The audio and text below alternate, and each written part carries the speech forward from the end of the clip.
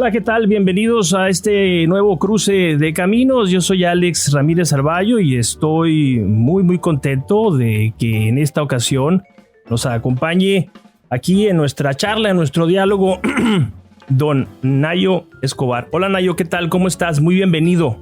Muchas gracias, Alex. Muy honrado de estar en tu programa. Gracias por la invitación y encantado de poder compartir contigo estos momentos. Al contrario, hombre, gracias a ti, te decía, por la gentileza, ¿no? de tu tiempo y pues que vengas hasta acá para compartir con nosotros, para platicar un poquito. Y como te decía también cuando empezamos a dialogar, a textearnos, esta es una conversación bastante distendida, ¿no? Es un diálogo así sin muchas pretensiones, simplemente provocar un encuentro humano. Y en esto creo que tú eres todo un profesional, eres todo un experto. Así que vamos a empezar, Nayo. Vamos a empezar donde debemos empezar todos, ¿no? Con la infancia, con esa parte de nuestra historia que es tan importante y que a veces va quedando atrás y la olvidamos, pero resulta que juega un papel muy importante durante toda nuestra vida. Así que, Nayo, ¿tú dónde naces? Yo nazco en Monterrey, Nuevo León, México, en el centro de Monterrey, en un barrio típico de aquí de Monterrey, en donde no había ni colonias cerradas, no había ni seguridad, simplemente era calle abierta. Y recuerdo con mucha felicidad mi infancia porque fue muy libre. Salíamos a jugar fútbol a la calle mientras que pasaban los camiones, y cuando pasaban los camiones nos teníamos que quitar de la calle para que no nos atropellaran. Andábamos a pie por todos lados, entonces fue una infancia muy libre y muy llena de aventuras. Eso es totalmente impensable hoy en día, ¿no? Y no solamente en México, digo, sino en el mundo en general, ¿no? Ese tipo de infancia parece estar ya olvidada o solamente reducida en algunos lugares nada más, ¿no? Por eso precisamente lo comento así, Alex, porque ahorita tenemos un sobrecuidado con los hijos, que no se salgan, que no se expongan, y la verdad es que nosotros crecimos en una generación completamente a la aventura. Entonces recuerdo con mucha emoción. Yo soy el del medio de 3 hermanos, y en realidad a cada uno como que nos tocó ser hijos únicos, porque mi hermano mayor me lleva 10 años y yo le llevo 9 años al menor. Entonces pues cada quien andaba en su rollo en aquel entonces. Yo era el chamaco travieso desde que nací, y como tú decías en un principio, la infancia tiene mucha importancia en lo que viene a ser uno a la vida. Creo que la infancia es la conexión más pura que se tiene con la esencia. Es cuando eres niño, no hay una contaminación social, no hay una etiqueta, no hay una guía de porque te tienes que ir por aquí, porque así lo dicen, porque así tiene que ser. Eres lo que eres. Entonces, para mí la infancia fue un sinnúmero de sueños y de emociones. Yo le pregunto a mis entrevistados cuando me toca hacer entrevistas que a qué jugaban cuando eran niños, pero a qué jugaban en la intimidad, no con todos los niños. Y ese juego en la intimidad, esa conexión que tienes con tu ser, es precisamente tu guía más fuerte de lo que vienes a hacer en la vida. Yo jugaba a que era artista, a que la gente me veía y me aplaudía, y que yo cantaba y hacía malabares y todo lo que tuviera que ver con el público. Pero viene la juventud, Alex, y en la juventud precisamente es el jalarte de esa esencia y llevarte por los patrones y las etiquetas sociales. Te va separando inmensamente de lo que vienes a hacer a la vida. Y es precisamente cuando empieza lo que nosotros le llamamos la rebeldía, ya como adultos. Pero no es una rebeldía. Es que cuando empiezas a ser adolescente, tu interior te grita constantemente de que por ahí no va, o sea, te están separando cada vez más de lo que vienes a hacer. Y eso es precisamente lo que vemos como rebeldía. Ahora que me toca ser padre, yo entiendo a mis hijos en este tipo de momentos, cosa que en su momento no me entendieron a mí, porque pues era un chavo problema. Imagínate que hasta el psiquiatra fui a dar porque decían que estaba loco, era muy hiperactivo, porque hacía cosas que no hacía la demás gente, y pues no. La verdad es que yo creo que el mundo está lleno de locos buscando lo que realmente venimos a hacer. Ya, Muy bien, estoy totalmente de acuerdo contigo y me quedé pensando en esto que decías. Fíjate que nunca lo había pensado yo de esa manera, ¿no? Asociar la rebeldía del adolescente con una especie de sentido. O con el hecho de que lo están arrancando del paraíso, pues lo están echando a un mundo que es muy hostil, ¿no? Así es. Tú mencionas que tu infancia fue muy libre y yo percibo en tu tono de voz, en tu expresión facial, que eres muy honesto, es decir, como que tú guardas muy bonitos recuerdos de esa infancia, ¿no? Sin embargo, yo sostengo mucho que a veces tendemos a idealizar, ¿no? Y que creemos que todo fue maravilloso, pero que también hubo cosas, ¿no? Que tampoco fueron tan gratas. Pensando en la infancia, ¿qué cosas recuerdas tú, Nayo, con más cariño?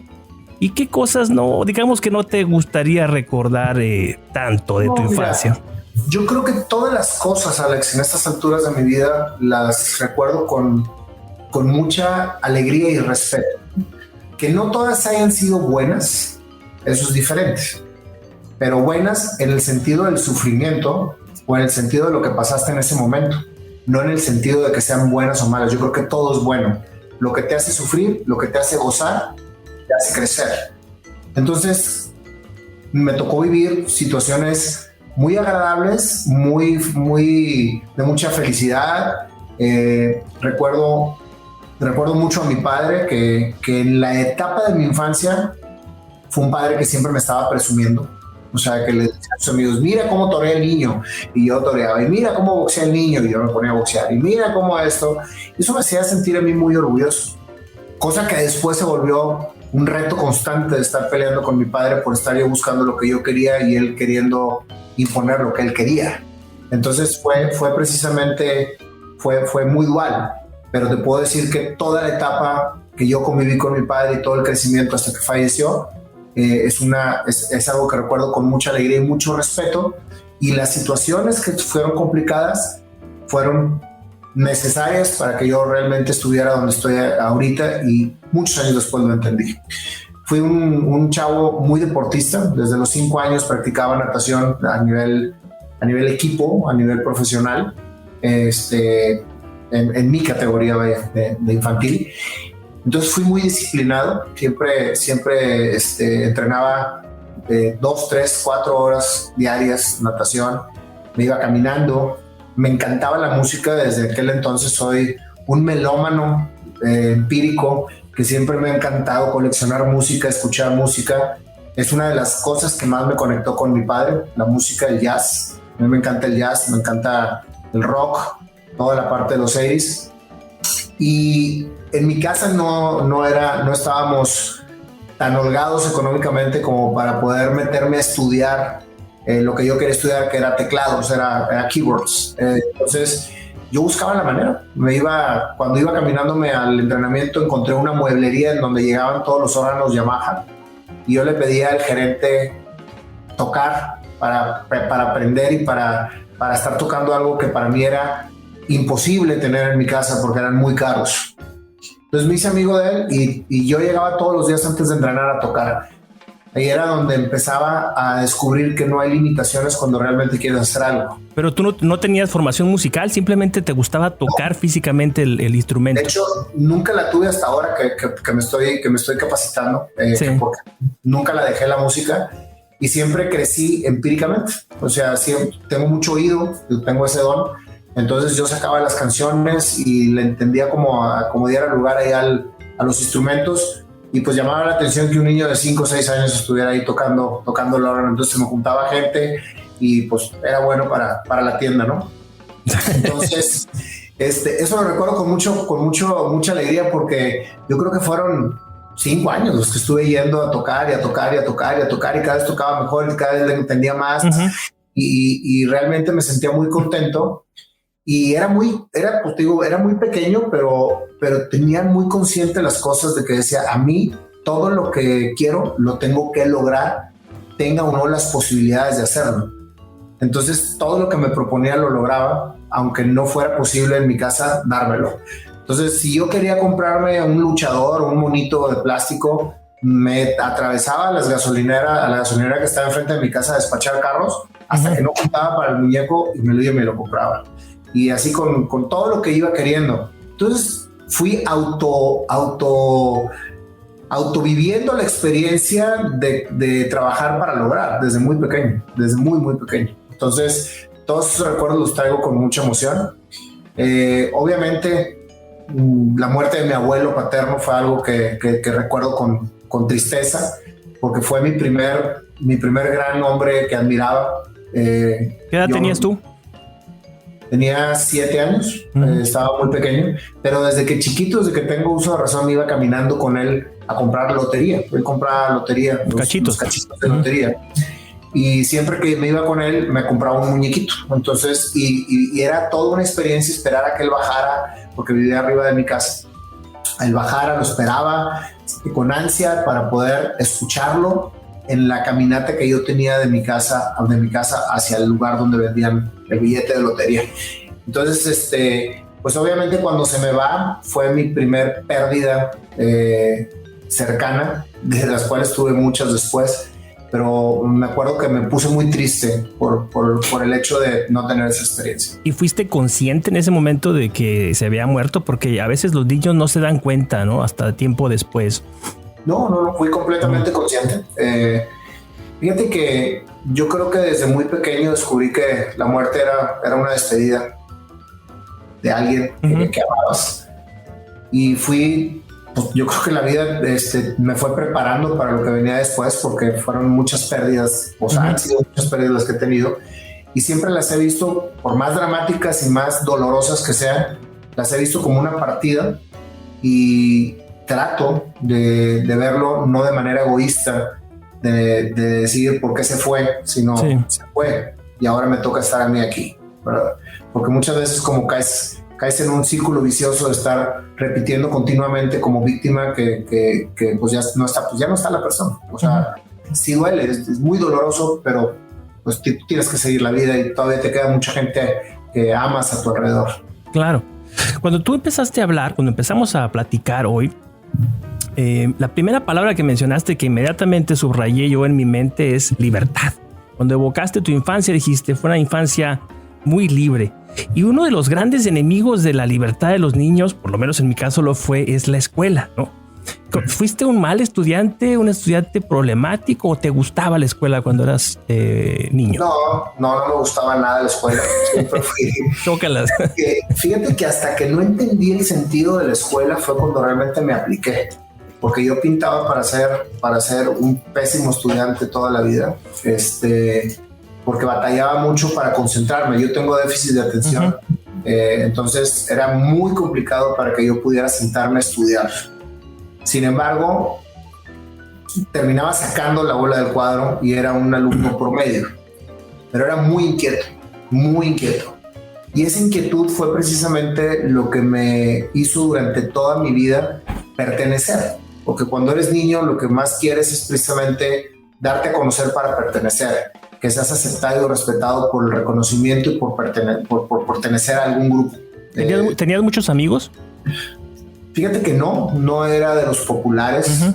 Sobre todo en primaria fue un niño muy señalado, muy bulleado, porque era fantasioso, porque era gracioso, porque me gustaba sacar cosas que nadie se atrevía a hacer. Entonces, pues era muy controversial. ¿Sí? Durante la primaria yo estuve en un colegio muy chiquito, en donde ahí sí fui muy feliz, porque éramos un colegio en donde éramos 8 o 10 niños por salón, pero luego pues, lo derrumbaron con la macroplaza. O sea, cerró el negocio, el colegio por incosteable, y terminé mi primaria en una primaria en el Colegio Franco Mexicano, que era un colegio de 53 niños. Entonces imagínate el cambio, y llegar a cuarto de primaria. Una primaria eres el nuevo, eres el que pues, no embona, eres el que todo el mundo lo quiere golpear, etcétera. Entonces fue difícil encontrar, y finalmente siempre he terminado embonando. Me encuentro la manera de embonar, y creo yo que todas esas experiencias es lo que la vida te va poniendo enfrente para ir creciendo y para irte rodeando de fortalezas para precisamente abatir la vida, ¿no? Porque la vida es precisamente un sinnúmero de acoplamientos a lo que te toca vivir y en diferentes circunstancias.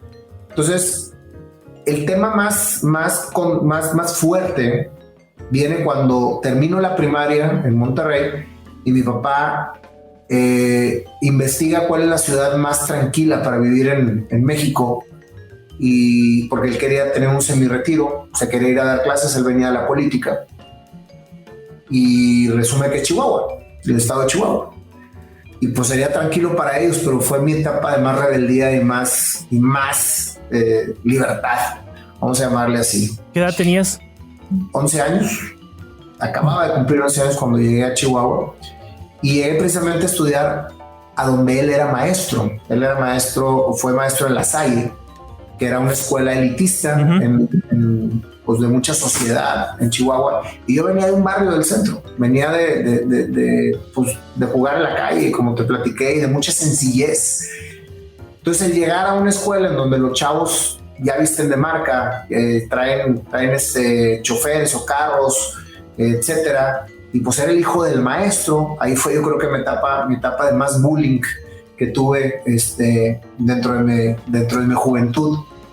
Y mi manera de embonar y de pertenecer era hacer cosas que nadie se atrevía a hacer, o prender una ristra de cohetes chinos antes de que el maestro llegara, o como apagar la kermés, bajar la luz y que todos los chavos se quedaran en los juegos varados. O sea, hacía muchas cosas, y eso fue lo que me fue dando credibilidad con los grupos sociales que me venían continuamente etiquetando y minimizando, ¿no? Es lo que te digo, es el poder de la supervivencia. Pero no es que yo fuera un vándalo, no es que yo fuera malo, es que quería pertenecer. Por eso cuando los que me escuchan tienen hijos que les están dando problemas, antes de etiquetarlos y antes de castigarlos y antes de reprenderlos, claro, platiquen con ellos, entiendan por lo que están pasando, escúchenlos para ver cuáles son sus temores o por qué están haciendo ese tipo de cosas. Atrás de una actividad que rompe los esquemas sociales, siempre hay un porqué, hay una situación por la cual están haciendo. Hay que investigarlo antes de etiquetarlo o reprenderlo. Entonces me corrieron de La Salle, estando mi papá de maestro ahí, y así pasé por otra escuela particular, y luego llegué a la escuela más peligrosa donde había pandilleros y estaba muy violenta, y me gané a todos los pandilleros. Entonces me fui ganando a cada uno de los grupos que me iba tocando vivir. Entonces, cuando un chavo o una chavita sufre alguna situación a su alrededor, hay que acompañarla y hay que darle las herramientas para que ella misma pueda realmente sustentar lo que está viviendo. Claro. A veces queremos sobreprotegerlos, y el sobreprotegerlos va a llegar a un punto en que ya no tengamos tiempo ni esfuerzo para poder sobreproteger a nuestros seres queridos, y no van a tener las herramientas para poder solventar la vida. Claro. Por eso es bien importante que uno vaya creciendo y vaya viviendo lo que tiene que vivir para poder ir creciendo y entendiendo hacia dónde va. Así es.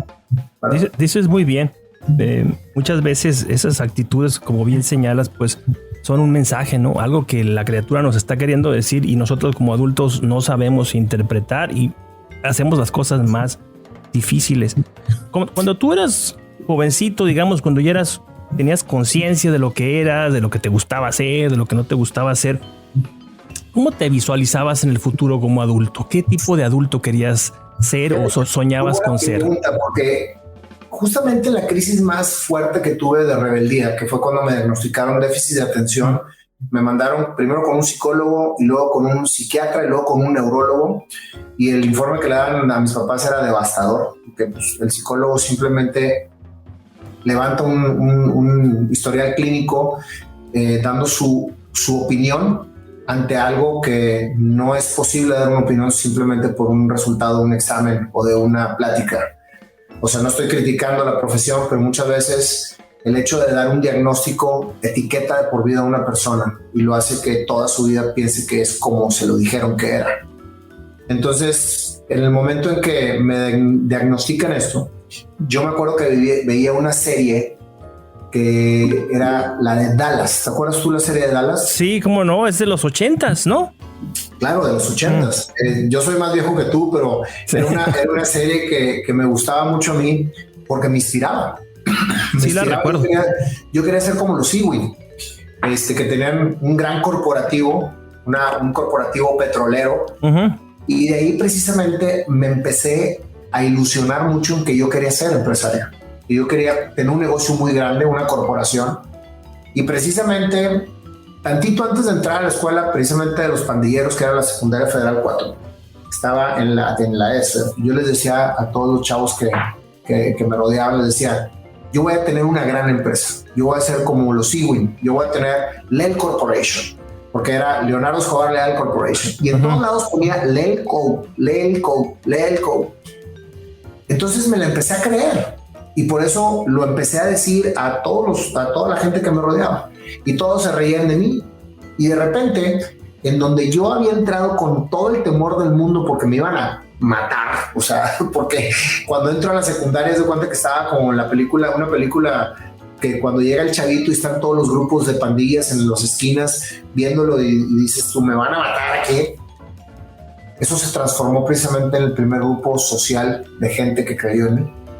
En esa secundaria en donde me había mandado mi papá literalmente a que me golpearan para aprender. O sea, ve y ahí sí te van a hacer hombre, porque ahí te van a golpear y con eso te vas a volver hombre. Perdóname, en retrospectiva fue una buena experiencia porque lo que fuiste a hacer ahí fuiste a probar que tenías capacidades de liderazgo, ¿no? Totalmente, porque me volví invencible. Imagínate que el chavito que venía de la colonia buena se hizo amigo de todos los pandilleros y me volví intocable. Entonces, imagínate, o sea, la verdad es que fue una experiencia para mí fenomenal, pero más que eso, mi mayor experiencia fue que esas personas me decían, lo vas a lograr. O sea, tú vas a lograr tener ese negocio que estás diciendo que vas a tener. Tú vas a lograr la empresa y el corporation, y todos me decían, Lel. Ya me decían, Lel. Entonces... O sea, que sí te creía, no te tiraban a loco, pues. No.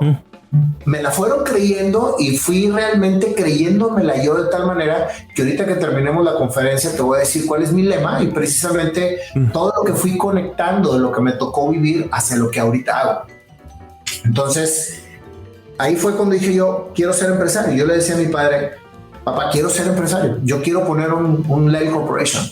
Yo no sabía ni de qué, pero yo quería llegar a hacer eso. ¿Y en tu familia había antecedentes de emprendimiento, de gente? No, de hecho, no. Y una de las cosas que terminó con la vida de mi padre fue precisamente los fracasos que tuvo en los negocios que intentó poner, que ahorita te lo platicaré. Entonces, aquí fue un sinnúmero de aprendizajes. Me corren también de la 4, o sea, me dicen, ya no puedes estar aquí porque era demasiado el relajo que hacía, en la que me mandaron a aprender. Pero yo realmente lo que estaba intentando transmitir era precisamente mi desesperación porque no estaba logrando lo que realmente estaba soñando. Y yo creo que no hay peor frustración para un ser humano que soñar, creer, pero no crear. Sí, cuando te quedas a medias. A ver, ¿sí? Eso es muy importante. ¿Puedes repetirlo otra vez? Mi lema, que ya te lo dije, es soñar, creer y crear. Las 3 palabras juntas son tan fuertes que hacen que tú crees tu propio destino. Pero luego dijiste que si sueñas, pero no das el paso, no pasas a la acción, ahí sucede algo que dijiste. Es que cuando tú sueñas, lo tienes en tu cabeza. Y tú puedes tener cientos de sueños en tu cabeza. Pero cuando tú crees que uno de esos sueños lo puedes hacer, lo empiezas a decir. Entonces tú dices, voy a ser empresario. Y le vas a decir a todo el mundo que vas a ser empresario porque lo estás creyendo. Sí. Pero no lo estás creando. Ese paso a la creación hace precisamente la gran diferencia. Que es donde muchos se detienen porque da miedo. Pues. Y por eso estamos llenos de humanos frustrados que no alcanzaron a hacerlo y solamente creyeron que lo podían hacer. Fíjate, y entonces es cuando empiezas a recibir la crítica social que te dicen, ¿y qué pasó con lo que ibas a hacer? Oye, voy a correr un maratón. ¿Y qué pasó con tu maratón? Y nunca lo corriste. Oye, voy a hacer... Y hay mucha gente que se la pasa todo el tiempo diciendo que va a hacer algo y no lo hace. Eso es soñar y creer. Es verdad. Fíjate, todos nos dicen, oye, es que sueña y créelo. No, es que no créelo. Sueña, cree y crea. porque si no creas, te vas a quedar frustrado para toda tu vida porque no lo hiciste. Claro. Entonces, soñar, a todos nos da Dios la bendición de soñar. Creer, a cada uno nos da la convicción y la conciencia de hacerlo. Pero crearlo ya es libre albedrío. Tú sabes si lo creas o no. Entonces, sí somos creadores de nuestro propio destino al momento de realmente hacerlo. Entonces, ahí fue, ahorita te estoy diciendo el resumen de lo que en aquel entonces estaba precisamente pasando en mi vida. Entonces, me corren de la secundaria 4, me meten en una escuela de mujeres, en donde éramos 4 chavos y como 45 mujeres, para ver si ahí me calmaba. Y pues obviamente caí en un limbo. Me encantaba estar con puras mujeres, me trataban hermosamente y agarré un cariño espectacular con las mujeres, porque todas ellas creyeron en mí.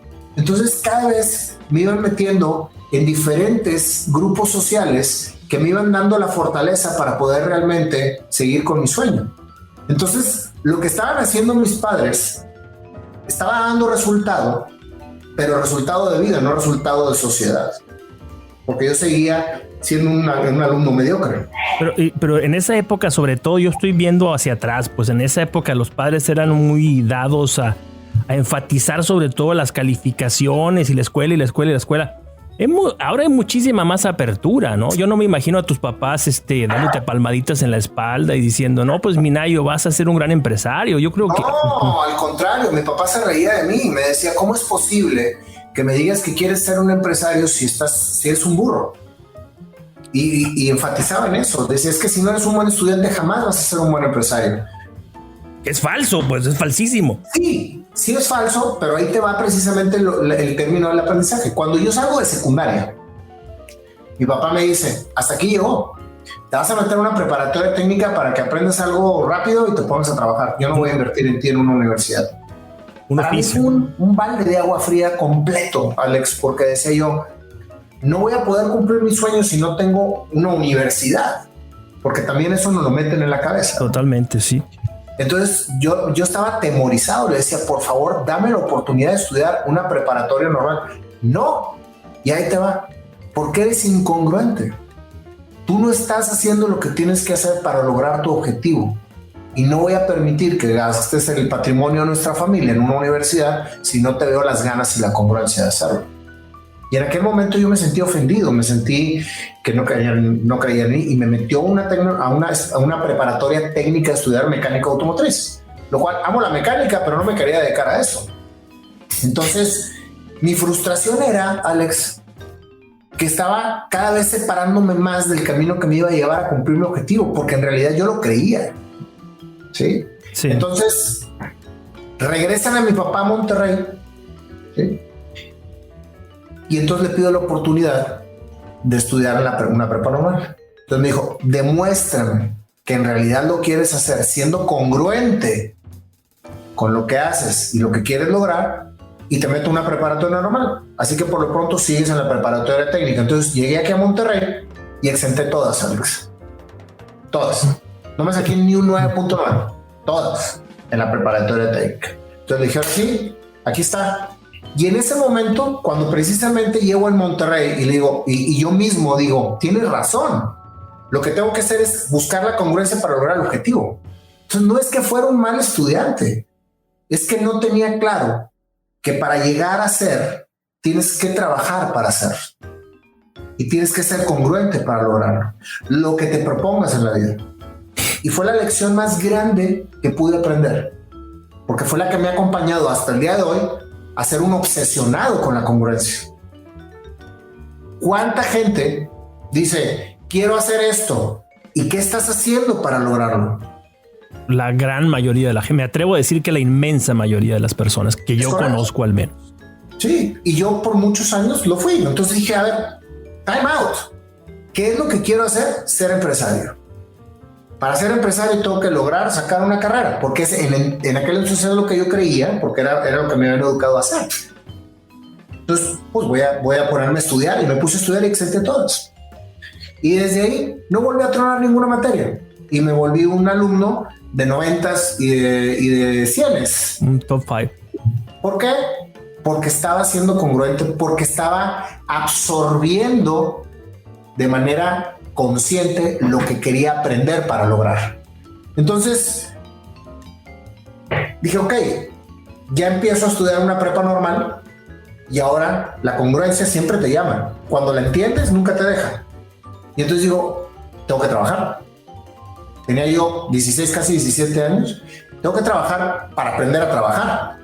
Y nunca voy a dejar de estudiar. Ya lo tenía claro. Y me metí a trabajar a McDonald's.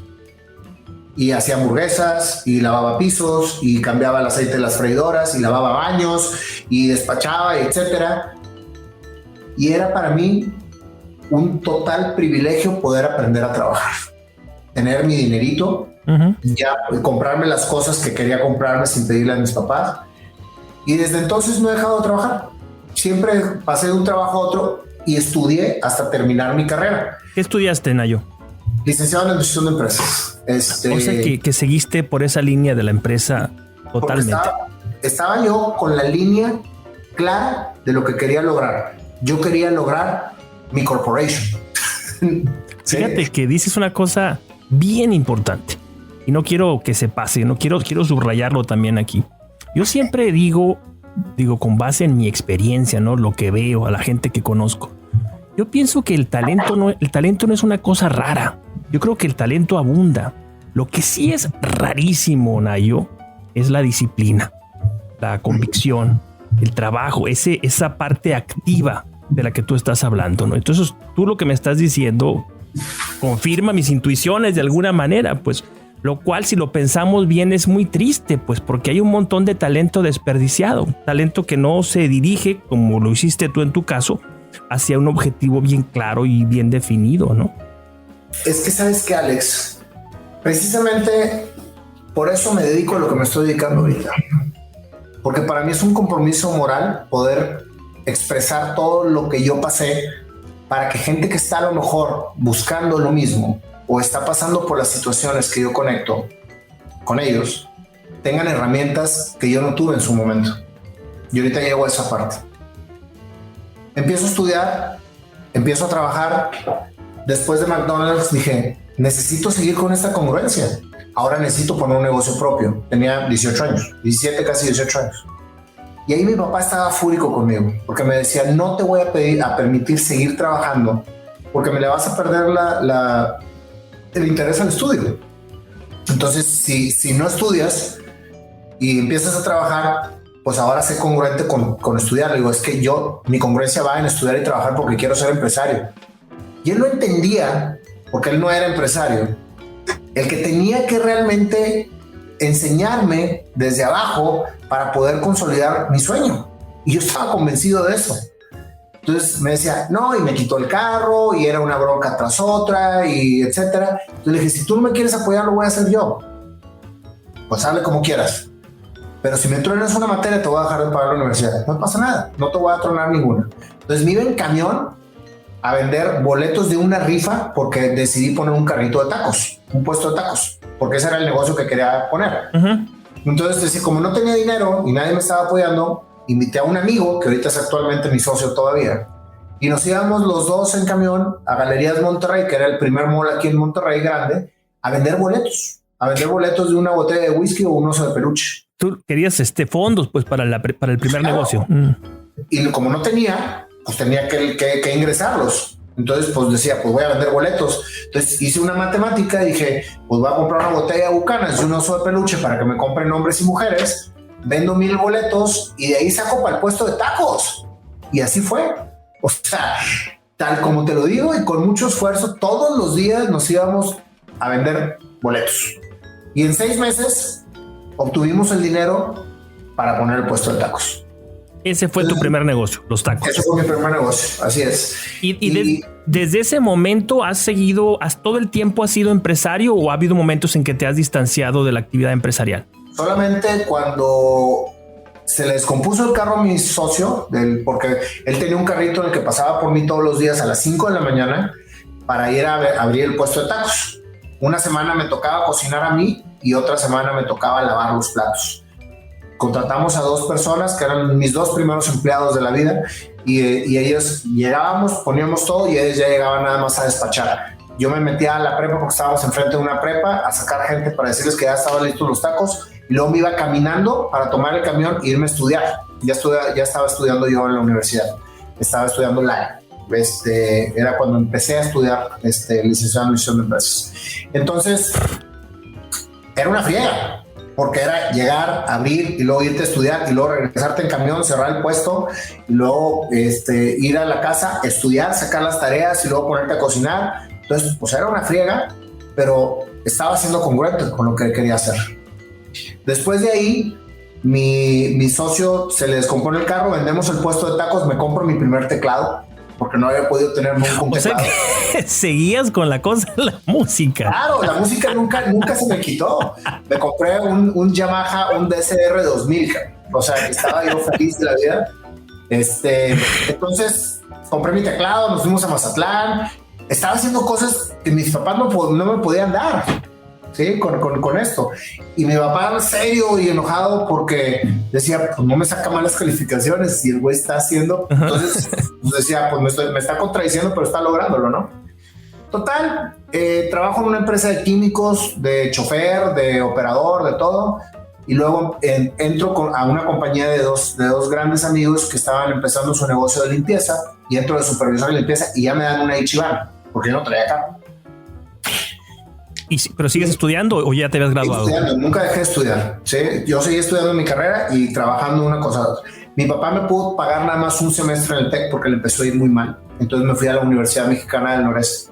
Me dolió mucho porque yo quería estudiar en el TEC, sin embargo, pues no se podía.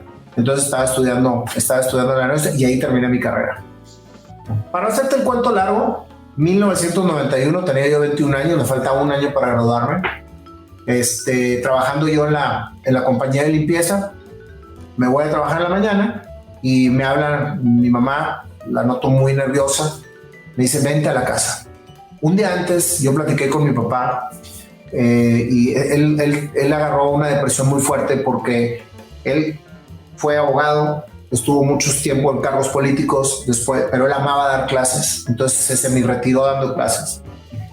Todos sus ahorros de la vida los invirtió en un negocio que le fue mal, entonces se vino muy, muy para abajo en depresión. Un día antes de ese día, cuando te iba a platicar, me habla y me dice, quiero platicar contigo. Me dice, todo lo que hice durante este tiempo fue tratar de sacar lo mejor de ti retándote a que lo descubrieras. Entonces, todas las broncas que yo tenía con él, me dice, lo hice precisamente porque no sabía cómo y creo que el camino dio resultado. Me siento muy orgulloso de ti. Siento que creo que vas a hacer todo lo que te propongas y finalmente vas a lograr ser tu Lel Corporation. O sea, entonces me dice, quiero que lo sepas, te quiero mucho y mañana será otro día. Ya mañana yo saldré de mi depresión y las cosas van a mejorar. Y era la primera vez que tú y tu papá habían tenido un tipo de comunicación de ese nivel. Totalmente. Entonces al día siguiente que me habla mi madre, dije, pues ¿qué pasó? Vente. Entonces llego y me topo con la noticia de que mi padre se había suicidado. No me digas eso.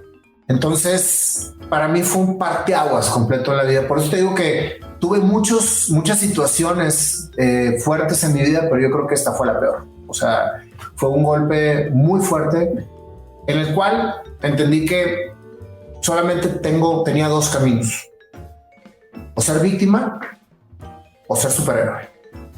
Y te lo digo con esos extremos porque es la realidad de los seres humanos cuando viven una situación dramática. Se te cierra el mundo. Una tragedia. Pero también te arropas en una situación que te puede acompañar a ser víctima toda tu vida y disculparte de ser un fracasado. Y me cayó el 20 en el momento en que entré a verlo y en que le dije, papá, no te juzgo por lo que hiciste. Y de ahora en adelante yo me responsabilizo de la familia. Cosa que no estuvo bien, suena romántico, ahorita ves el desenlace, ¿no? Entonces, de ahí salgo y le digo a mi mamá al día siguiente, después de que lo enterré, le digo, madre, ya voy a poner mi negocio formal. Me dice, pues estás trabajando muy bien de supervisor en Quality Services, nos queda 1 año, 3 meses de sustento económico. Y después no vamos a tener para comer. Tienes un hermano de 11 años. Pero creo en ti. Así que si tú quieres poner tu negocio y salirte a trabajar y dejar de ganar dinero, adelante. Y desde el día 1 que puse ese negocio hasta el día de hoy, nunca le he trabajado a nadie. Siempre me he trabajado a mí. Uh-huh. ¿Y por qué te lo digo? Porque en realidad ahí fue donde terminé de consolidar mi congruencia para llegar. No para tener éxito en el sentido monetario o en el sentido de lo que yo visualizaba, pero sí para empezar esa carrera. Porque la gente piensa que cuando emprende, cuando te haces empresario, ya, vida resuelta. Y no, ahora trabajas para ti. Que es miel sobre hojuelas. Es una imagen distorsionada del emprendimiento. Creen que es miel sobre hojuelas y es todo lo contrario. Y tan es así que by the book hice mi business case, proyecté todo, me asocié con otro chavo que se estaba graduando del TEC, presentamos el caso a nuestros papás y me dijo mi mamá, adelante mijito, tienes 1 año, 3 meses, si no vendemos la casa. Y pues venderle la casa era quitarle el entorno de crecimiento a mi hermano que ya había vivido un drama. ¿Y tu hermano mayor? Mi hermano mayor estaba en Chihuahua, se quedó allá. Ya estaba independiente. Él estaba independiente. Pues el negocio empezó. ¿De qué era el negocio? Uniformes industriales. Uh-huh. Pues echándole muchas ganas y con toda la ilusión, con muy poco billete, pero con todas las ganas del mundo. Y al año tronamos por falta de capital. Se nos viene un negocio muy grande, lo logramos solventar, no salieron al 100% las cosas y preferimos terminar de pagar que cerrar. O sea, entonces terminamos de pagar y dijimos hasta aquí, ya no podemos. Me acuerdo que yo iba en mi carro, un X11 Chevrolet destartaladito, porque pues no traíamos lana, y choco. Traía nada más seguro contra terceros y literalmente me quedé en la calle. O sea, no traía ni siquiera para el camión de regreso. Entonces, en ese momento, le hablo a este chavo con el que yo trabajaba en la compañía de limpieza y le digo, brother, ven por mí, porque no tengo ni para el camión. Literal, mientras que él llegó, y aparte no había celulares, me metí a una ferretería y no traía ni siquiera el peso que me cobraban para hablar por teléfono. Entonces, cuando llega por mí, me dice, Nayo, algo vamos a hacer para que tus sueños terminen de ser. O sea, tú no te preocupes, uh-huh. Vamos a ver qué onda mañana. Llego a mi casa bien agüitado, le digo a mi mamá, mami, pues ya pues, te fallé, nos quedan 3. Me dicen, no me fallaste, al contrario, Dios por delante, vamos a ver qué pasa. Total, al día siguiente me voy a la cita y fue cuando precisamente me proponen el proyecto de Quality Post, que fue precisamente la compañía de mensajería que fundamos en 1993 y que después se hizo un monstruo. Gracias a Dios, ahí sí se logró el corporation a todo lo que da. Duré 16 años con ese negocio. En el 2009 decido vender mi participación. Y ahí es donde entra todo el aprendizaje, Alex. Yo quería ser empresario para demostrarle a mi papá desde chavo y para poder realmente ser del agrado de él. Uh-huh. Después me echó la responsabilidad cuando muere mi papá de que yo voy a ser empresario, voy a hacer el Land Corporation y todo lo que tú quieras y mandes, y que yo voy a mantener a la familia durante toda la vida. Y sigo entonces viviendo para los demás. Sigo con esa responsabilidad y sigo navegando por ese tema. Pero cuando ya logro todo, cuando ya no había una necesidad económica, cuando ya no había una necesidad de pertenecer, cuando los spots, todo lo que te puedas imaginar está a tu favor, te das cuenta que no estás lleno, no estás pleno. Y es lo que le pasa a mucha gente que logra el éxito económico, mas no tiene una plenitud interior. O sea que habías, después de muchísimo sufrimiento y de no haber hecho poco, esto de enfrentarte a una situación tan trágica y no victimizarte, como dices tú, sino alquimizar todo ese sufrimiento y todo ese dolor y dirigir toda esa energía a la productividad y triunfar después de enfrentar un montón de problemas. Y resulta que los que estamos viendo la película desde afuera podríamos decir, pues ya ganó, ¿no? Ya ganó. Pero resulta que tú te sentías vacío, ¿no? Es decir, no había un sentido. Eso es precisamente mi primer choque con lo que realmente soy y lo que realmente vengo a hacer. Y es cuando te sientes completamente exitoso económicamente, completamente exitoso empresarialmente, completamente bien visto por la sociedad. En todos los sentidos, tienes una vida perfecta, pero no tienes plenitud, no estás lleno. Es que ¿sabes qué pasa, Nayo? Que a veces las personas no distinguimos entre una, ¿cómo se llama? Entre una carrera, un éxito empresarial, una carrera, un éxito profesional y una vocación, que creo que es a lo que te refieres tú, ¿no? La vocación te sacia. La pasión te sacia completamente, encuentras una razón de ser en el mundo. Eso, lo que acabas de decir es precisamente, nosotros venimos a ser lo que somos y terminamos siendo lo que la gente quiere que seamos. Sí, bueno. En todos los sentidos, en la pareja, en los amigos, en la familia, en los trabajos, en absolutamente todo lo que nos rodea. Y eso es frustrante, Alex, porque vives para los demás y no vives para ti. Y es una fuente de frustración y de ansiedad también. Totalmente. Entonces tú ves a muchos multimillonarios vacíos, ves a muchos en todos los sentidos, o ves a mucha gente vacía porque no están llenos de sí. Claro. Cuando yo decido vender mi participación, todo el mundo me tildó de loco. Dicen, ¿cómo es posible que dejes algo tan hermoso? Porque en realidad amo ese proyecto. Sigue siendo una empresa muy grande en México, en Latinoamérica, muy reconocida, es mi alma mater. Es realmente algo que amo mucho, pero que no era para mí. Así de simple. Abro después otra empresa, que es la empresa actual que tengo, que es BSX Trading Company, que es completamente diferente a lo que tenía con Quality Post, y lo abro también por ego, Alex, porque fue tanta la presión social. Y me decían, es que tú no eres nada fuera de Quality Post, es que no, o sea, ¿quién te va a ver? Y yo, no, pues yo voy a meter otro fregazo, y abrí otra compañía y la volví otra vez a meter un home run, y ahorita me tienen problemadísimo porque la pandemia me fue como en feria. Sin embargo, es parte de lo mismo que tengo que estar creciendo y aprendiendo para poder realmente lograr el objetivo. Cuando empiezo con el proyecto de Nayo Escobar, que fue realmente a mis 46 años, decido empezar a cantar.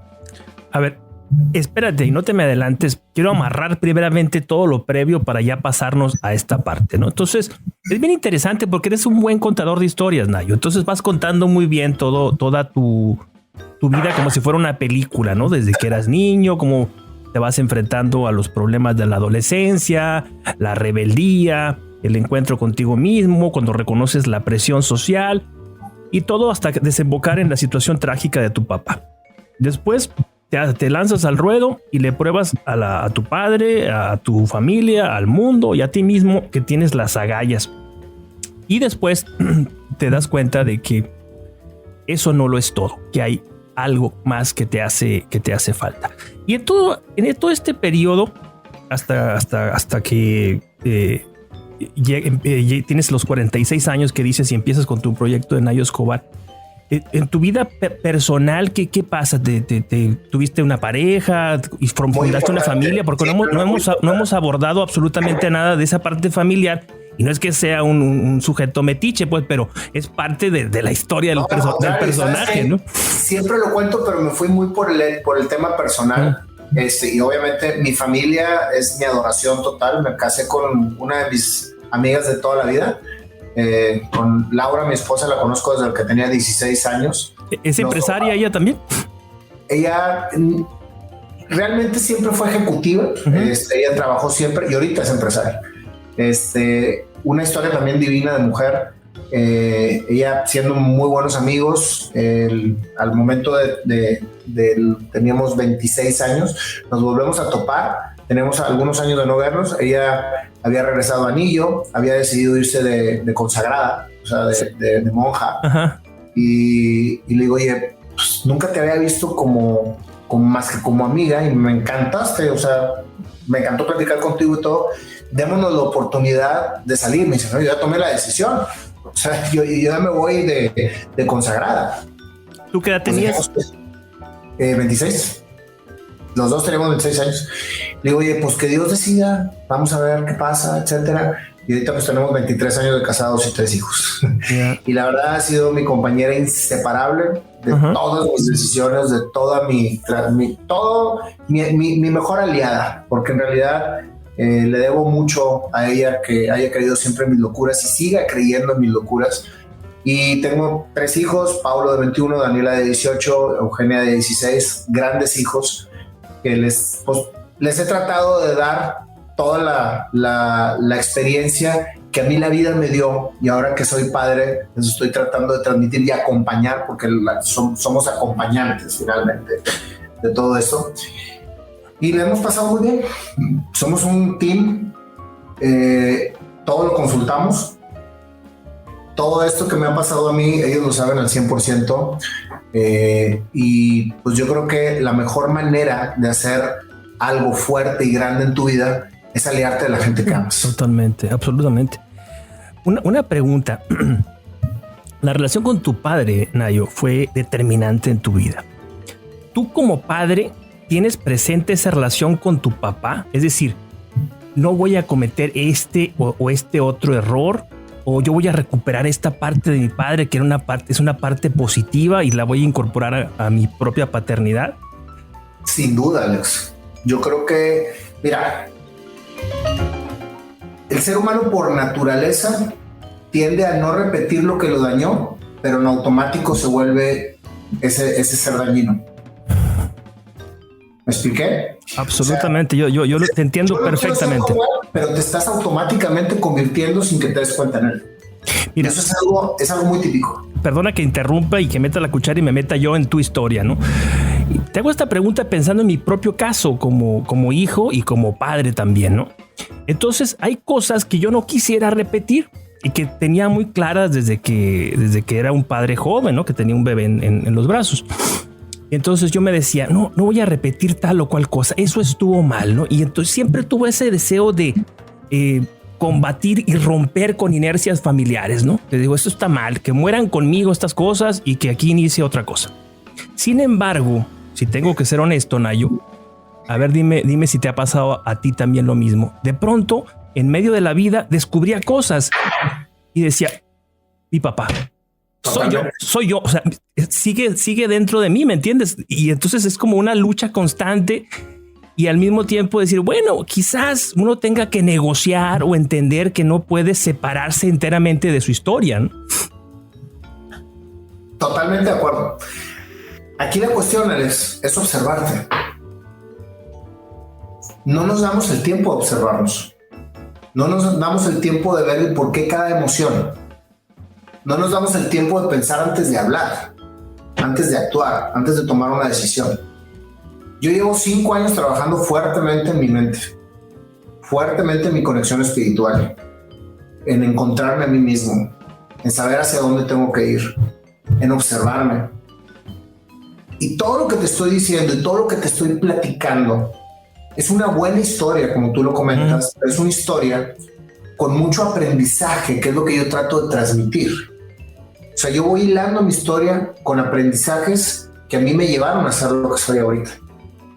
Y es por eso precisamente que tengo el programa que tengo. O sea, porque en realidad creo que la mejor manera de poder corresponder a la vida y de poder ser congruente, de hacer lo que soy y a lo que vengo, es dando a los demás mi experiencia. Y la experiencia de gente que ha logrado también lograr el éxito haciendo lo que la apasiona. No te me adelantes, porque ahorita vamos a abordar ese punto. Te quedaste en que dices que a los 46 años te entra una chifladura de estas y dices que voy a cantar. ¿Sabes por qué? Por lo que empezamos esta entrevista o esta plática. Uh-huh. Porque me reconecté con el niño que jugaba en el piano y cantando. Uh-huh. No, a ser artista y cantante. ¿Te acuerdas que yo jugaba en mi intimidad? Sí, dijiste eso, sí. Entonces, cuando no encontraba el sentido, decía yo, a ver, es que ya volví a meterme hasta las canicas con la empresa y siento la misma sensación. O sea, me salgo de Quality Post porque no me sentía pleno y vuelvo a meter a otra empresa y volví otra vez a hacer todo lo que tú quieres y me siento con esa sensación de vacío. Estoy loco. O sea, ¿qué quiero en la vida? ¿Hacia dónde quiero ir? Y entonces llego con un guía, hermano, amigo que admiro mucho, mi guía espiritual, y empezamos a hacer una serie de ejercicios en donde me enseñan a meditar, me enseñan a interiorizar, uh-huh. Me enseñan a conectarme con lo que realmente sucede en mi vida. Y empieza a salir ese niño. Dije yo, nunca he sentido la misma emoción que yo sentía cuando me ponía a jugar, que me imaginaba a la gente aplaudiéndome. Eso es. Entonces, lo viste claro, lo entendiste. Sí, o sea, lo vi muy claro. Entonces le digo a la maestra de canto de mis hijas, porque yo era tecladista, porque finalmente me invitaron a una bandita y estaba tocando ahí, pero todo informal, ¿no? O sea, siempre estuviste en contacto con la música de alguna manera, pero nunca te lanzaste al ruedo. Nunca, ¿no? En escenarios. O sea, yo a lo mejor había estado 2 o 3 veces en un escenario tocando el teclado tras bambalinas. O sea, nada. De cantar y eso. Nada. Entonces digo yo, ok, voy a ver de qué manera tengo un escenario. Entonces voy a cantar. Quiero cantar. Entonces, al momento de que yo tomo esa decisión, voy con la maestra y le digo, dime por favor si tengo o no posibilidades de llegar a ser cantante. Y me dice la mujer, me acuerdo, una cubana muy recia, me dice, pues vamos a hacerte una prueba. Y dije, lo único que te pido es que me digas la verdad porque no quiero perder tiempo. Me dice, no te preocupes, si no cantas bien te lo voy a decir. Entonces, yo nunca había cantado, Alex. Nunca en mi vida, Oye, tiempo fuera, pero es que eso te revela mucho el personaje, el hecho de que se te mete esta locura y inmediatamente manos a la obra. No voy a preguntarle a un experto. Claro. Congruencia. O sea, yo es lo que te digo, fue mi mayor aprendizaje de toda la vida, la congruencia. ¿Cuánta gente se queda con eso y en el hecho de muerte lamenta, pues que no lo hizo? Así que afortunado tú y valiente, ya, ¿no? Por el creer, pero no el crear. Entonces. Y fuiste con la cubana. Fuiste con la cubana. Cantas muy mal, pero tienes oído, ¿sí? Entonces me dice, tienes que educar la voz, tienes que enseñarte a cantar y tienes que meterle mucho estudio para llegar a interpretar correctamente. Y puedes llegar a cantar bien. No tienes una gran voz, pero puedes llegar a cantar bien. Para mí eso fue la palomita para decir congruencia nuevamente. Y me puse a estudiar como loco. Me puse a tomar clases, seguía con mis empresas y todo, pero empecé a cantar. Yo no sabía hacia dónde me iba a llevar esa obsesión por cantar. Entonces, cuando tienes un feeling, cuando dices quiero hacerlo, cuando te avientas y todo el mundo te dice que cantas muy mal y que por favor te bajes porque cantas muy mal y que cómo es posible, que eres un ridículo y que eres un chavorruco, que eso ya no es para ti, etcétera, y tú estás con la firme entereza de decir lo voy a hacer y estás haciendo las cosas para hacerlo, dije, pa' pronto me armé una banda en donde yo era el cantante y cantaba muy mal y subía a músicos que eran amigos míos del golf y les dije, vamos a hacer una banda. Tú tocabas guitarra cuando era chavo, sí, pues entonces hicimos una banda que tocábamos, más bien yo cantaba muy mal y ellos tocaban pues más o menos. Y me presenté en el primer escenario en una posada de los golfistas de mi club, en donde eran puros amigos, pero ya te has de imaginar el terror escénico, porque yo sabía que cantaba mal y que todavía no estaba preparado para cantar. Y la carrilla, ¿no? Pero ¿qué crees? Todo ese terror escénico, al momento de estar en el escenario, se esfumó y me volví a conectar con la sensación. Eso te iba a preguntar, ¿recuperaste? Porque la sensación es una huella indeleble en la memoria siempre, ¿no? Ahorita, cada vez que piso un escenario, me vuelve esa emoción. Y te estoy hablando de todo tipo de escenarios, cuando doy conferencias, cuando hago una entrevista, cuando me toca tocar, etcétera. No sabes la emoción. O sea, es una plenitud completa. Entonces yo no venía al mundo a ser empresario, Alex. Mi esencia no era ser empresario. Me di cuenta a tiempo y gracias a que fui empresario por 30 años y lo sigo siendo y lo seguiré siendo porque lo traigo también en la sangre, puedo tener la oportunidad de poder hacer lo que me apasiona. Una me dio para comer y la otra me dio para que mi corazón, mi pasión y mi alma estén completamente plenas. Una te dio la vida y otro te da la razón de vivir, ¿no? El motivo para vivir. ¿Y qué crees, güey? Que en la pandemia mi empresa tronó y troné como palomita por completo. Sí. Entre pandemia, entre cambios de la NOM y entre toda la parte de las modificaciones en mi país, la empresa quebró. Y empecé a vivir de mi pasión, de lo que venía construyendo, güey. ¿De la banda? ¿De la música? No, es que todavía no llego ahí. La banda empieza a los 46 y empieza a evolucionar. Entonces yo entre más me metía a clases, entre más encontraba, pues más me exigía y más le empecé a exigir a los músicos. Entonces empecé a cambiar de músicos, empezaron a llegar músicos mejores preparados y le encontré un sentido a la música. Dije, vamos a tocar para ayudar. Entonces cada vez que tocamos y damos las ganancias a un bien común. Todavía no tenía yo la parte de las redes sociales ni nada. Y pues cuando se hablaban de eventos, y entonces subíamos al escenario bien contentos porque lo que se hacía ayudaba. Era meramente filantrópico. Totalmente filantrópico.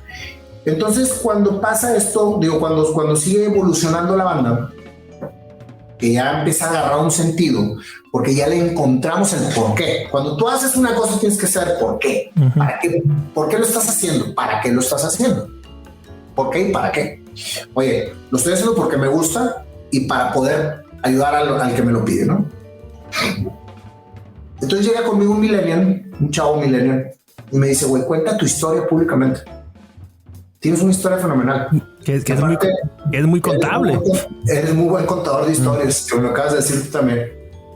Dije, no, güey, ¿qué es eso de público, etcétera? O sea, yo tenía 120 amigos en Facebook, güey. O sea, no sabía ni qué era nada. Hace 2 años y medio.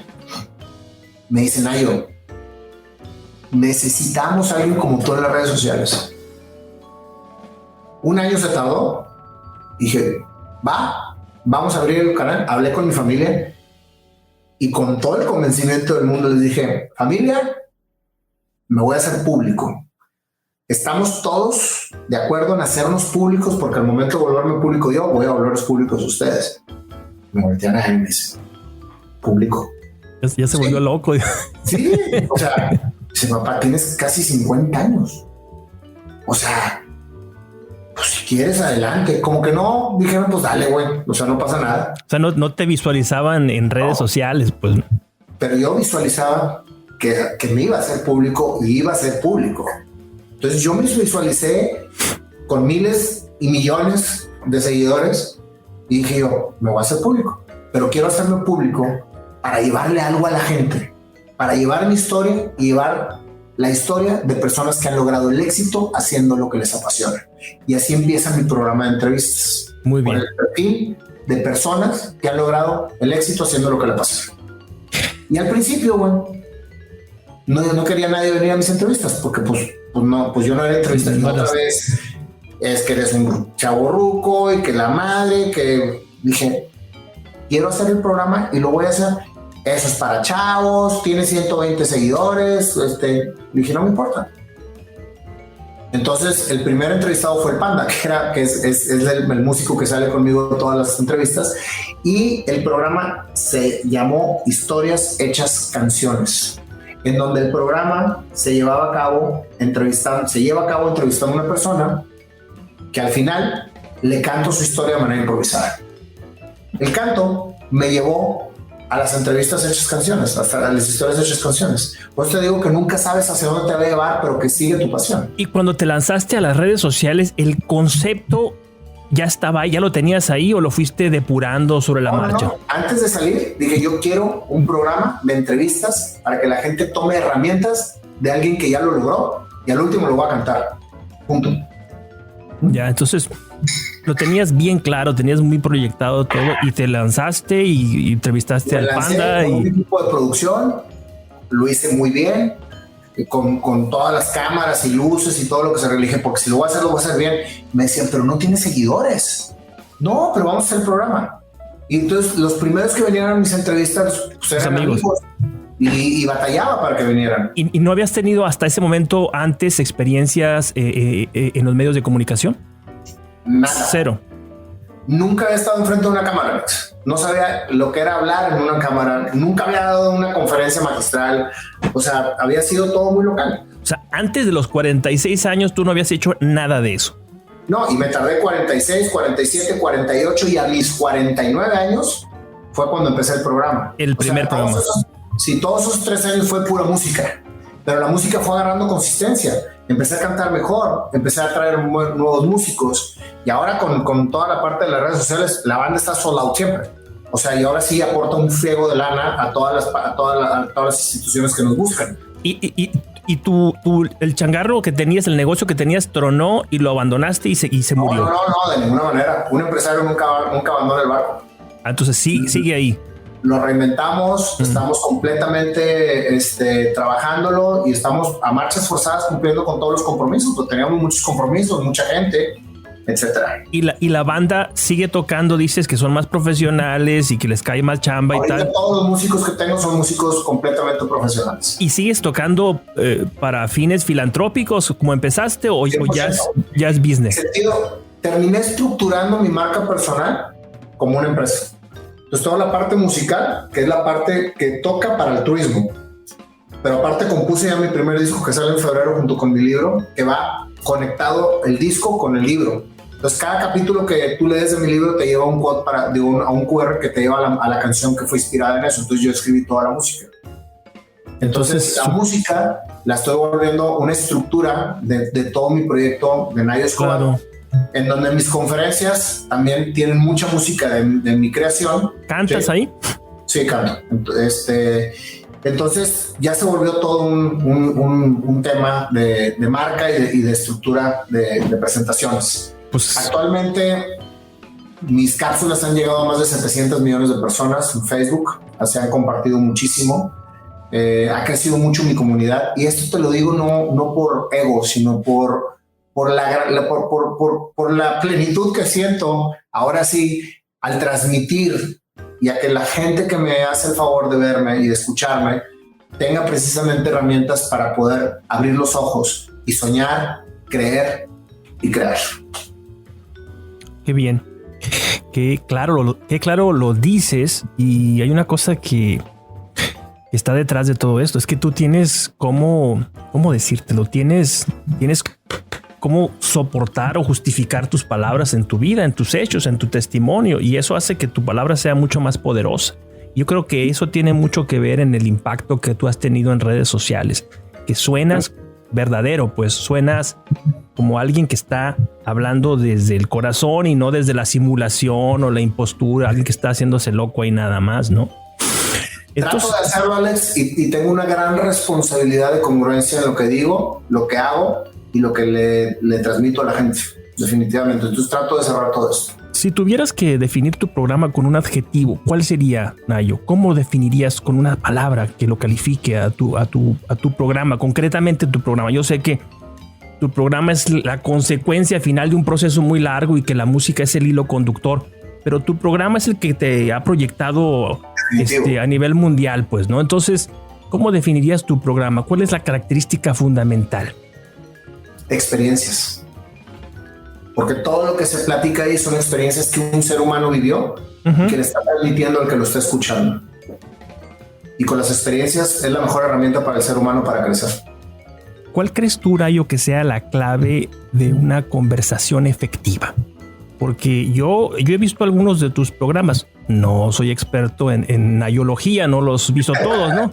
Pero he visto algunos y como te digo, eres una persona que proyecta naturalidad, ¿verdad? Y al mismo tiempo la conversación fluye con mucha naturalidad. Es lo que yo llamo una conversación efectiva. ¿Cuál es la clave de esto? Yo creo que la conexión, Alex. Al momento de tú conectar con una persona, y la conexión no es algo mágico. La conexión es lo que tú y yo estamos teniendo en este momento, aunque nos separe una pantalla. Estamos conectados porque te estoy poniendo toda mi atención, me estás poniendo toda tu atención. Eso es precisamente el vivir el ahora, que para mí es lo único que existe. Si yo me comprometo contigo, no sé si te acuerdas que te hice muchas preguntas precisamente porque yo necesitaba este tiempo para ti. Sí. Ahorita mi tiempo es tuyo, porque yo decidí dártelo. Y si tú estás decidiendo dármelo a mí, entonces los dos estamos conectados. Desgraciadamente vivimos ahorita en una sociedad que se la pasa en los teléfonos, que cuando salen a cenar con sus parejas, cada quien está en su rollo, o cuando estás con los amigos y no están conectados. Entonces no están realmente viviendo el ahora. El ahora es lo que te toca vivir, estar, experimentar.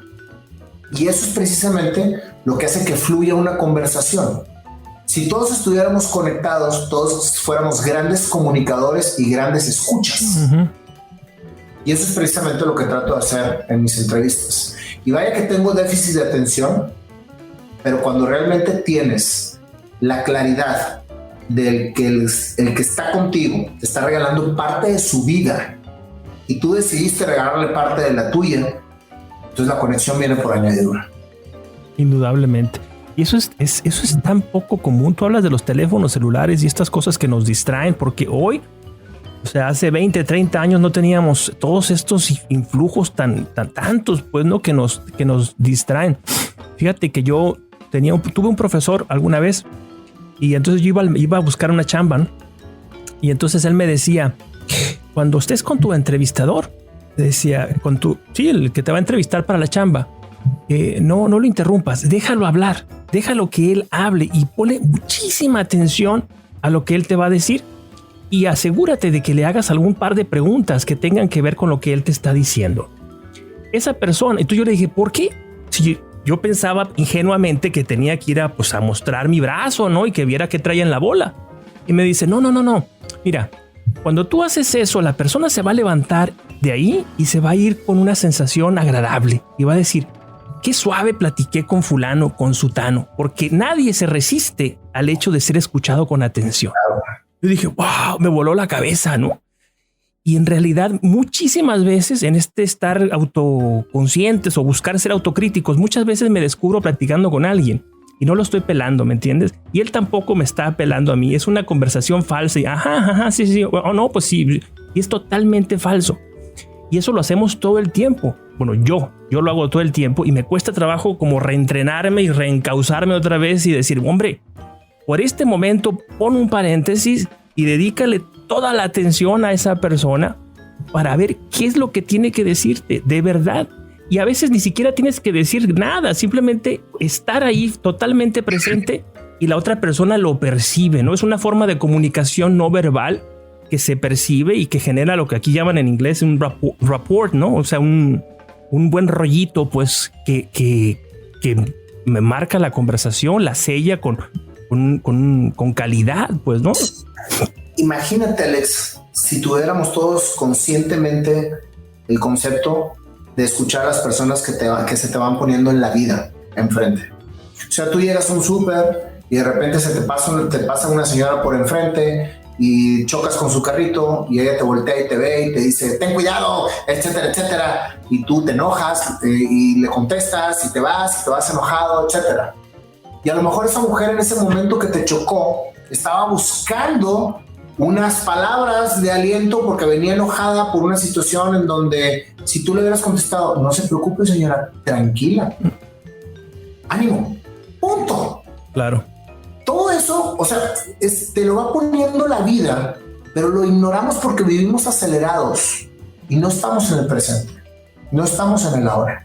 Es una de las cosas que más les recomiendo el libro del The Power of the Now de Eckhart Tolle, que precisamente habla de eso. A mí ese libro me cambió la vida, porque empecé a tener conciencia de cada segundo del que vivo y me encanta. Claro, el problema es que estamos a la defensiva y entonces te fijas que estamos disque hablando y en realidad lo que queremos es vencer dialécticamente al otro. Queremos que nomás nuestros chicharrones truenen, como se dice, pues, ¿no? Entonces no nos preocupa ganar conciencias o ganar corazones, seducir corazones. No, lo que nos preocupa es tener la razón a fuerzas, pues, ¿no? Y entonces así no se puede. Vamos a terminar pues matándonos los unos a los otros, ¿no? Porque pues tenemos que ponernos de acuerdo porque aquí nos tocó vivir, pues, ¿no? Definitivamente, Alex, así es. ¿Tú cómo preparas tus entrevistas, Nayo? ¿Y cómo eliges a la gente que vas a entrevistar? Yo me imagino que ahora es mucho más fácil que al principio. Decías que tenías que echar mano de tus compas, ¿no? Al principio, y ahora me imagino pues que tendrás ahí lista de espera. Pero ¿te preparas de alguna manera o simplemente te plantas delante de la persona y le dices cuéntame tu historia? Mira, ahorita tengo, para ser exactos, 153 personas en lista de espera y tengo llena toda la agenda 2021-2022, lo que falta. Y no te lo digo con ego, te lo digo porque afortunadamente todas las historias que me llegan las leo. La gente me escribe muchísimo, recibo más de 1500 mensajes diarios. De ahí han salido grandes entrevistas y de ahí voy filtrando precisamente. Y aparte toda la gente que está alrededor de mi programa, que me recomienda personas o que me buscan personas, etcétera, y voy alineando la agenda conforme las historias o las experiencias de las personas que buscan ser entrevistadas. Ahorita es muy poca la gente que yo busco y no es por ego, sino porque afortunadamente tengo mucho trabajo y mucha gente que está esperando entrevista.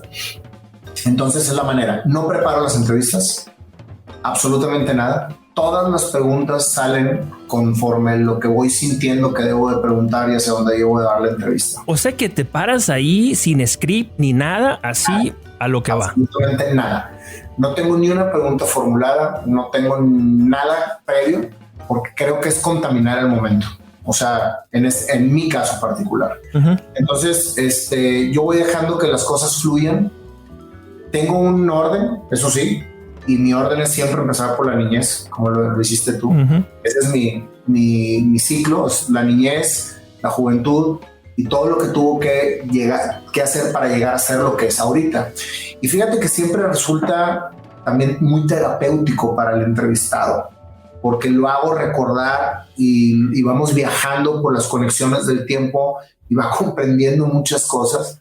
Y el terminar con el sello de la canción es increíble. O sea, porque literalmente, Alex, se termina la entrevista, entra el Panda, no sé ni qué tono me va a sacar y empiezo a cantar la historia sin escribir nada. O sea que hasta la canción es improvisada, no me digas eso. No, ¿sí? No escribo ni una sola palabra. Entonces ahí es precisamente donde entra la magia de la conexión, en donde las canciones, o sea, mis canciones cada vez duran más. O sea, empezaron durando 1 o 2 minutos, ahorita ya tengo canciones de 12 minutos. O sea, está cañón. Y aparte, no es nada sencillo, Alex, porque hay historias sumamente trágicas. Claro. En donde te está contando el entrevistado que fue golpeado por 15 años y tú cántale, o donde te está platicando el entrevistado que su hijo murió o que tuvo un accidente o situaciones muy dramáticas y cántale.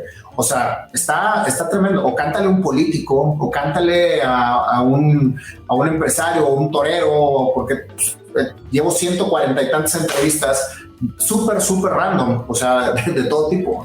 Oye, pero me imagino que el nivel de conexión ahí emocional al finalizar con la canción y todo eso debe elevarte las endorfinas por las nubes, ¿no? O sea, es increíble. Y fíjate que no hay ni un solo entrevistado como con el que acaba de entrevistarlo y no terminó siendo íntimos amigos.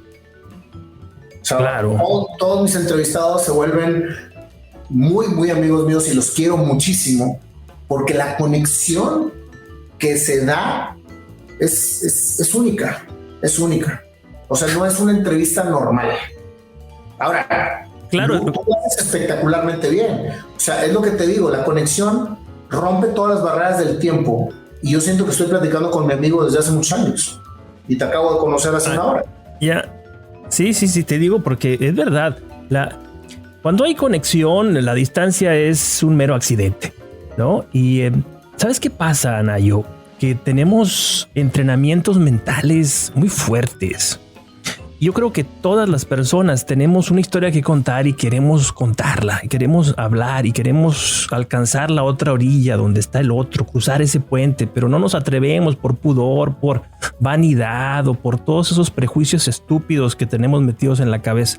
Entonces, cuando tú te paras delante de una persona, no la vas a juzgar, no le estás pidiendo nada, pues la desarmas. Se están enfrentando a una experiencia que no han tenido en muchísimo tiempo. Y entonces tú los derrotas, entre comillas, sin tocarlos, pues bajan inmediatamente la guardia y ahí viene todo el fluir, ¿no? Eso es lo que yo sí busco en las entrevistas. Busco sacar a la persona detrás del personaje. Y eso es magnífico. Totalmente. Se nota, se nota. Incluso me imagino que tú como entrevistador lo debes sentir también, se siente la tensión pues de la persona y cómo se va soltando, se va relajando y después ya flojito, ¿no? Solo, ¿no? Sale. Sí. Oye, tengo una duda. Típicamente, Nayo, ¿qué tipo de programas? Tú tienes ya no sé cuántos programas, obviamente tú tienes tus metrics ahí. ¿Qué tipo de programa o qué tipo de invitado es más exitoso?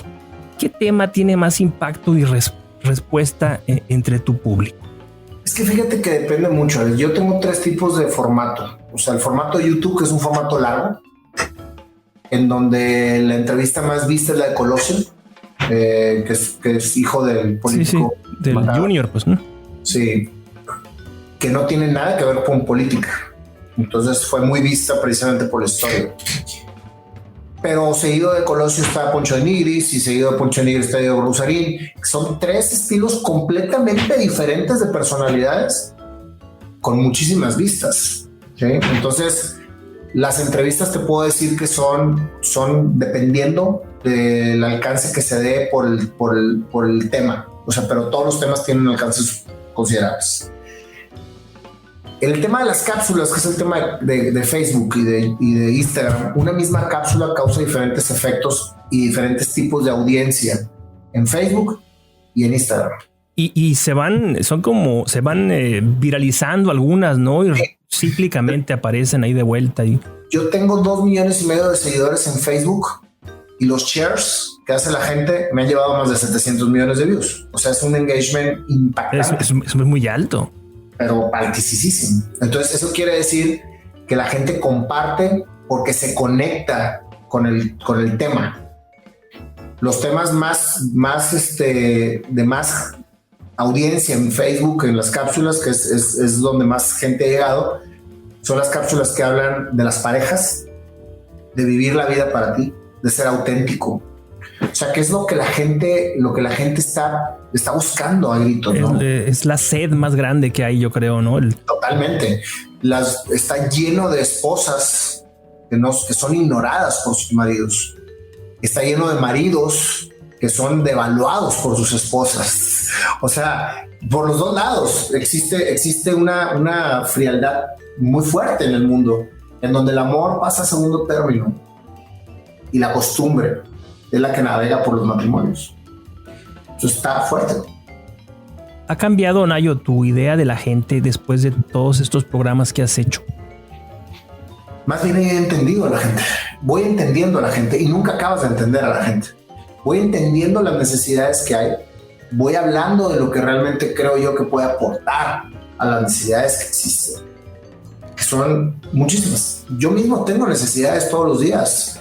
Cada entrevista es para mí una experiencia espiritual, porque aparte de estar entrevistando recibo muchísima información que me llega en el momento adecuado para mi vida. Entonces he hecho cambios radicales en mi vida después del aprendizaje que me dan las mismas entrevistas. Por eso te digo que cuando encuentras tu camino, Alex, las bendiciones no paran de llegar. Es una tras otra y la experiencia no acaba de llegar. ¿Qué crees que la gente de nuestro tiempo necesite más? Encontrarse a sí mismos, Alex. Yo creo que es lo que más necesita la humanidad. ¿Crees que estamos muy perdidos? todos. Son pocas las personas que realmente se encuentran y conectan, y yo no soy una de ellas. Todos los días tienes que estar trabajando con ello. Yo al principio de este programa pensé que al encontrar la pasión, tu pasión, encontrabas todo. Y no. Hay muchas pasiones que están alrededor de encontrarte a ti mismo. Entonces lo importante no es encontrar lo que te apasiona. Lo importante es encontrar y saber quién eres para poder realmente derivar de ese conocimiento todo lo que puedes aunar en tu pasión. Puedes tener una pasión muy grande que te llene, y después encontrar otra, y después encontrar otra. No necesariamente es una. Pero encontrarte a ti mismo es lo que te da la claridad para lo que vas a recibir en tu vida. Esto que estás diciendo es muy importante y comúnmente ignorado, y a veces pienso que es hasta trágico, ¿no? Entonces, en ese sentido, creo que lo que tú haces es sumamente trascendente, esa es la palabra. Porque sales de ti mismo, alcanzas a los demás, y lo más importante es que desde la humildad de tu trabajo y con la sencillez con que lo haces, creas un legado, ¿no? Creas un testimonio muy poderoso que alcanza a otras personas. En este momento, mira, tú tienes obviamente la intuición porque ves los números de tus redes sociales, pero no tienes ni idea, ni la tendrás nunca, de a cuántas personas seguramente tocaste, ¿no? Sí, pero fíjate, Alex, que me ha tocado hermosas experiencias de gente que se me acerca y me platica alguna anécdota de lo que le impactó alguna de mis contenidos, y eso para mí vale por millones. Entonces digo, pues si estoy impactando a una persona, esto vale la pena. Totalmente, absolutamente. Cada persona es un universo. Estás cambiándole la vida entera a una persona, su visión. Eso es algo que... Y además es algo maravilloso porque pues solamente en el año 2021 se puede hacer. Pues, o sea, cuando tú estabas ahí en la prepa, eso no era posible, pues, ¿no? Porque no existía la tecnología para ello, ¿no? Y vas cambiando, evidentemente. Tu historia es una historia de evolución. ¿Qué planes tienes a futuro para tu proyecto de comunicación? ¿Tienes alguna idea de esas locochonas que te pasan por la cabeza que estés visualizando? Porque las personas creativas son así, ¿no? Como dicen los españoles, son culo inquieto, ¿no? Están queriendo encontrar una puerta más, un camino más, jugar, explorar. ¿Tienes alguna idea que obviamente que puedas compartir, ¿no? Estoy trabajando en llegar a ser un gran conferencista. Pero ya das conferencias, ¿no? Sí, pero quiero llegar a niveles exponenciales para poder llegarle a más personas con mi mensaje, y no solamente en las redes sociales. O sea, si tú me preguntas cuál es mi objetivo es llegarle a mucho más personas. Por medio de conferencias, estoy trabajando ahorita en un taller que precisamente viene a poner en práctica todo lo que digo, que yo creo que es lo más difícil para una persona que habla en público, es poner una herramienta para que eso se logre en la vida diaria. Es muy fácil decirte, Alex, haz lo que te gusta. Uh-huh. Pero es muy difícil decirle a cada persona cómo hacerlo, porque cada persona tiene diferentes necesidades. Entonces ahorita estoy trabajando precisamente en un taller que se llama Construir el camino a tu propio éxito, y que habla precisamente de cómo lograr hacer lo que te apasiona, lo que te gusta, siendo tú mismo, sin dejar obviamente la responsabilidad de todo lo que tienes que hacer alrededor. Pero creo que encontré un método muy infalible para eso, y que puede ser para cualquier tipo de persona, en cualquier tipo del mundo, en cualquier tipo de lenguaje, con cualquier tipo de nivel socioeconómico. Y eso es precisamente el éxito de lo que realmente encierra todo lo que hablo. ¿De qué sirve que hable si te dicen las personas, oye, no tengo ni para comer, ¿cómo quieres que me ponga a tocar guitarra? Ya. ¿Sí? Es verdad. Sin embargo, creo que ese es uno de mis grandes proyectos que estoy trabajando y que quiero llevar de la mano: conferencia, taller, libro, disco, que encierre todo y que pueda dar a la gente una herramienta para trascender. Tu historia es particular por muchas cosas. Una de ellas es por tu edad. Tú lo dijiste literalmente, ¿no? Que empezaste a una edad en la que pues muchas personas ya están ahí pues viendo el fútbol, tomando cerveza y sentados en el sofá y para toda la vida, ¿no? En cambio tú decidiste echarte a la mar, a navegar, ¿no? ¿Qué consejo le darías tú a quienes quieren, pues a lo mejor no un proyecto como el tuyo, sino cualquier proyecto? Porque uno se entera de gente que tiene hobbies ocultos y con pudor lo ocultan, porque me parece que no tienen las agallas que tú tuviste, pues de lanzarse, ¿no? Entonces, ¿tú qué cosas les dirías a ellos para animarlos a perseguir su propia vocación, como hablábamos? Vuelvo a lo que sacamos a mitad de conferencia. Para mí, mi mayor fortaleza mental es soñar, creer y crear. Las 3 palabras juntas, Alex. Las 3 palabras juntas. Soñar, creer y crear. Desde ese punto pueden realmente empezar a construir su destino. Y el tiempo no es una limitante. La gente no es una limitante. Quítense los esques y pónganse a hacer. Muy bien, pues ya llegamos a la 1:30 que te dije y me gustaría terminar contigo, obviamente. ¿Qué mensaje le darías tú? Yo sé que te ven en todas partes del mundo, ¿no? Y del mundo que habla español, por supuesto. Pero yo quiero que terminemos con esto. ¿Qué mensaje le darías tú a los mexicanos que te escuchan, a nuestros compatriotas, ¿no? Y que siguen fielmente tus contenidos? Y te hago esta pregunta porque yo vivo en Pensilvania. Y entonces, desde lejos, uno voltea al país y uno tiene la sensación, ¿verdad, Nayo? Tú vives allá.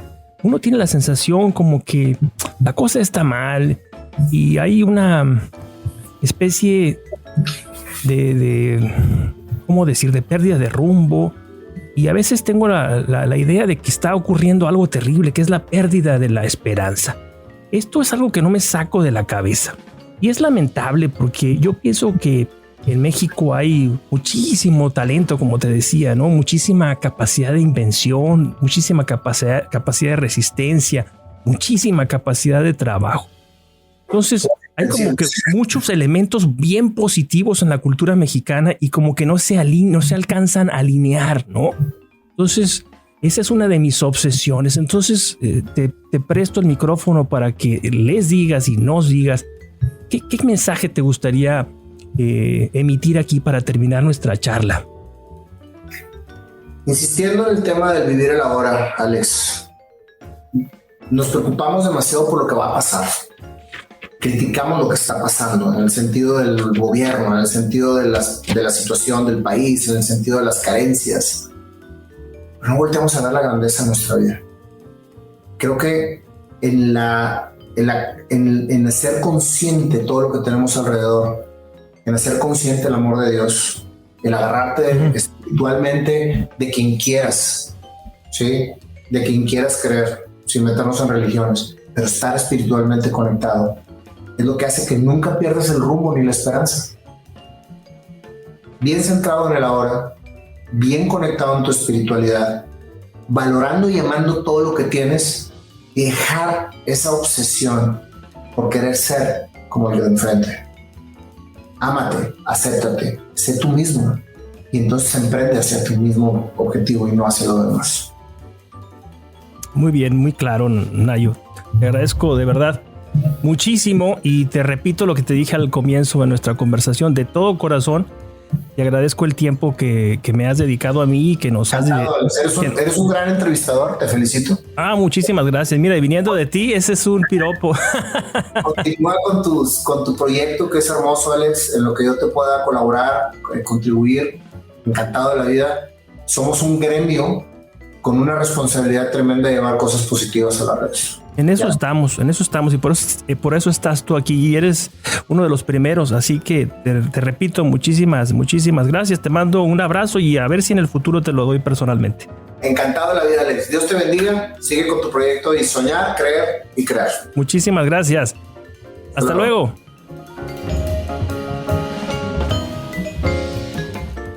Amigos, así fue como sucedió. Esta es la charla que he sostenido con Nayo Escobar. En mi opinión, una charla muy amena y sobre todo tendría que decir una charla muy honesta. Me parece que Nayo es una persona que cree en lo que dice, que vive lo que dice, y eso hace que su discurso sea muy atractivo.